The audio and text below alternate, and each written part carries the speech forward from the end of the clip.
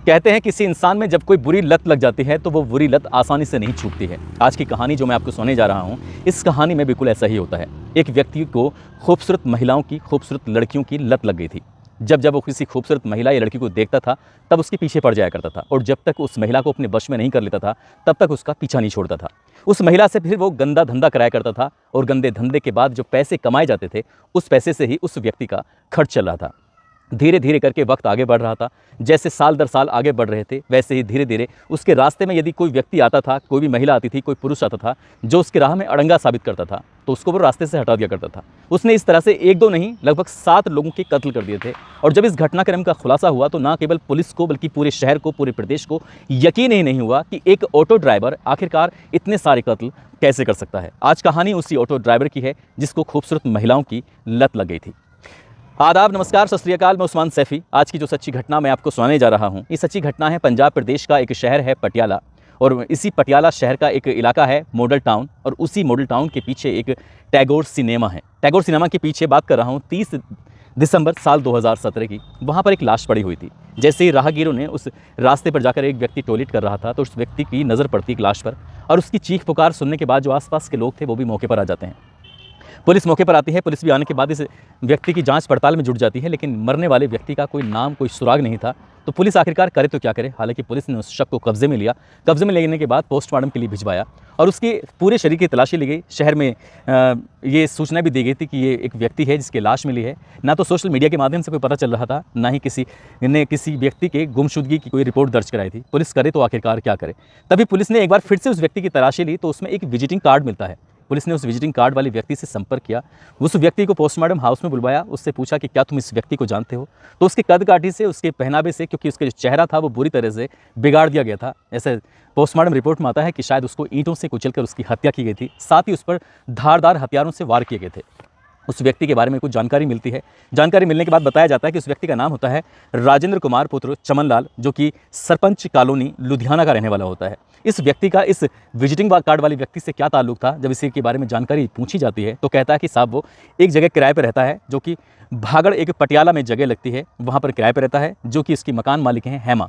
हेमा 43 साल की एक महिला होती है। ये उन्हीं के घर पर आता था, उन्हीं के घर पर जाता था। उन्हीं से इस व्यक्ति के कुछ ना कुछ जरूर रिश्तेदारी रही होगी। अब पुलिस ने उस किराएदार को छोड़ इसे हेमा के पास जाती है और हेमा से बातचीत करने की कोशिश कर रही थी कि आखिरकार क्या तुम राजेंद्र कुमार को जानती हो। राजेंद्र कुमार की उम्र लगभग 47 साल के आसपास होती है और हेमा की उम्र लगभग 43 साल के आसपास थी। हेमा से जब बातचीत की जाती है तो हेमा शुरू में तो इधर उधर की बातें बताने लगती है, लेकिन जो राज था वो राज खुलना अभी बाकी था।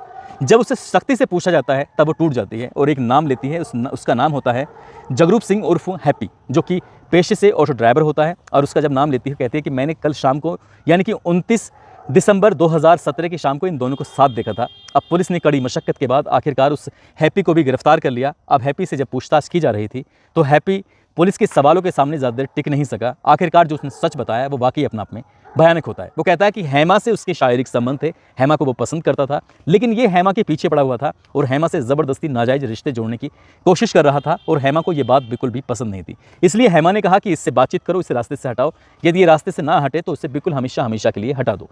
कुछ ऐसा ही था। हैप्पी ये बात सुनने के बाद उस व्यक्ति ने कि राजेंद्र को जानता था पहले से, राजेंद्र से कहता है कि राजेंद्र चलो कहीं चलते हैं, घूमते हैं। जब भी घूमने फिरने की बात आती है तब उसे वो लेकर सीधा पहुंच जाता है पटियाला के मॉडल टाउन में। एक सिनेमा होता है टैगोर सिनेमा, उसके पीछे बैठकर तसल्ली से आराम से शराब पीते हैं, और शराब पीते पीते हैप्पी यानी कि जगरूप सिंह उसके गिलास के अंदर उसकी शराब में कुछ नशीली दवाइयाँ मिलाकर दे देता है, और जैसे ही वो नशीली दवाइयाँ लेता है तुरंत ही वो बेहोश हो जाता है। और इसी बीच में वहाँ पास में पड़ी हुई ईंट और अपने पास जो उसकी खुद की तलवार थी उस तलवार से उस पर हमला कर देता है, उसको बुरी तरह से मारता है, उसके चेहरा बिगाड़ने की कोशिश कर रहा था।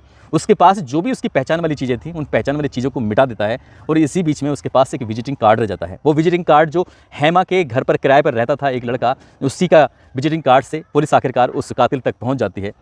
जब इनसे बातचीत चल रही थी तभी मुखबिर ने एक सूचना दी। मुखबिर कहता है कि ये जो हेमा है इसके पति की साल 2011 में हत्या कर दी गई थी, लेकिन आज तक उस कातिल का पता नहीं है।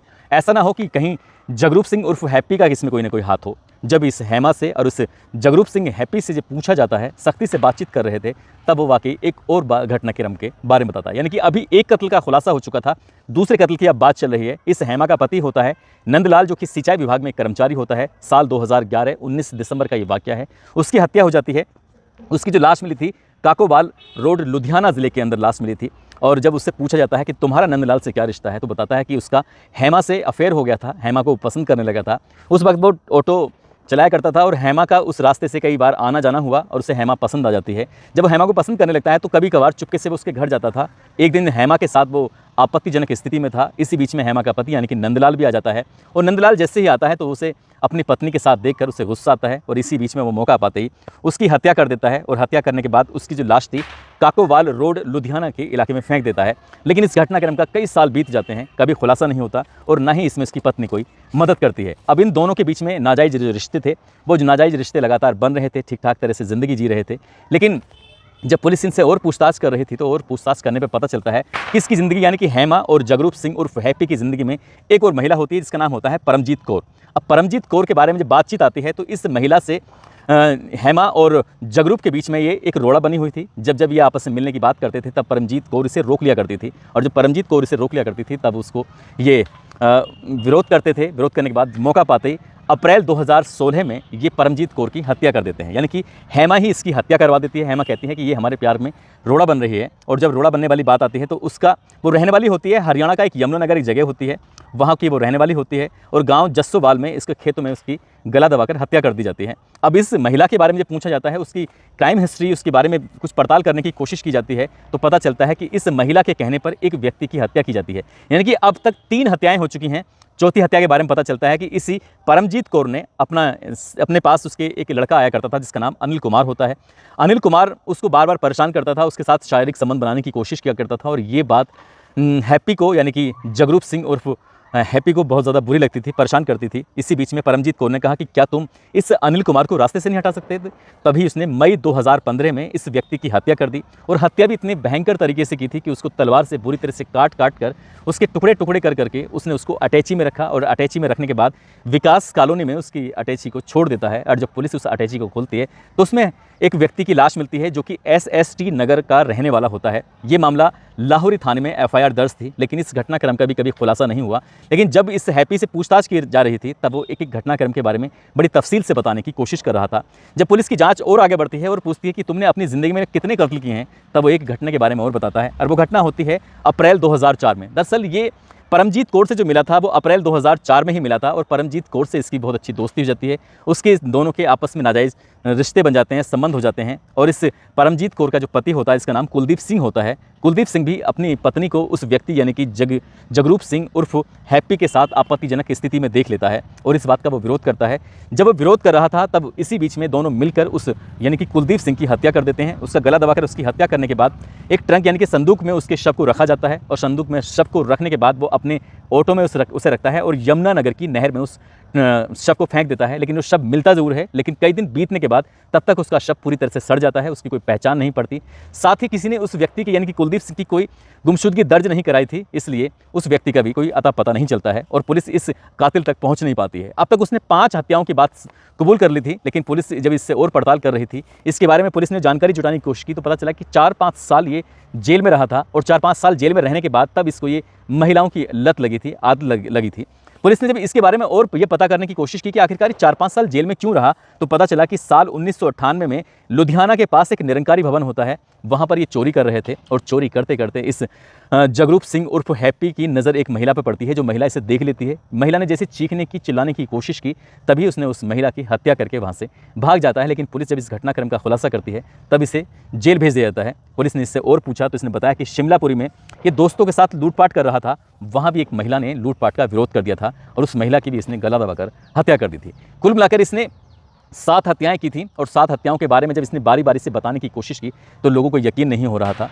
जब ये साल 1995 में जब ये लूटपाट किया करता था, चोरी किया करता था, उसी साल यानी कि 1995 में इसकी शादी होती है और शादी होने के बाद ये कोई काम धंधा करता नहीं था, इसने ऑटो चलाना शुरू कर दिया था। और जब ये ऑटो चलाया करता था तब ऑटो में बैठने वाली किसी भी लड़की, किसी भी महिला से दोस्ती करता था, उसके साथ नाजायज़ रिश्ते बनाने की कोशिश करता था। जो महिलाएं, जो लड़कियां इसकी कब्जे में आ जाती थीं, उन महिलाओं उनके साथ वो नाजायज़ रिश्ते बनाने के बाद उन्हें गलत धंधे में डाल दिया करता था और उनकी वजह से वो पैसे भी कमाया करता था। लेकिन जब इसकी पत्नी को ये बात पता चलती है तो कुछ ही दिन इसके साथ रहती है। उसके बाद वो हमेशा हमेशा के लिए इसे छोड़कर चली जाती है। और पुलिस ने जब इस घटनाक्रम का खुलासा किया कि जगरूप सिंह उर्फ हैप्पी ने 1-2 नहीं 7 कत्ल किए हैं, कई महिलाओं के साथ उसके नाजायज़ रिश्ते रहे हैं, संबंध रहे हैं और उन्हीं नाजायज़ रिश्तों की खातिर जो पैसे कमाता था उसी से इसका घर का खर्च चलता था। लेकिन इसी बीच में 2-3 महिलाओं की वजह से उसने 1-2 नहीं कई कत्ल कर दिए और एक कड़ी से दूसरी कड़ी जब लगातार जुड़ती चली गई तब जाकर पता चलता है कि यह हैप्पी कितना खतरनाक किस्म का इंसान बन गया था। दोस्तों, इस पूरे घटनाक्रम को सुनाने का उद्देश्य किसी को परेशान करना नहीं है, किसी का दिल दुखाना नहीं है, बल्कि आपको जागरूक करना है, आपको सचेत करना है।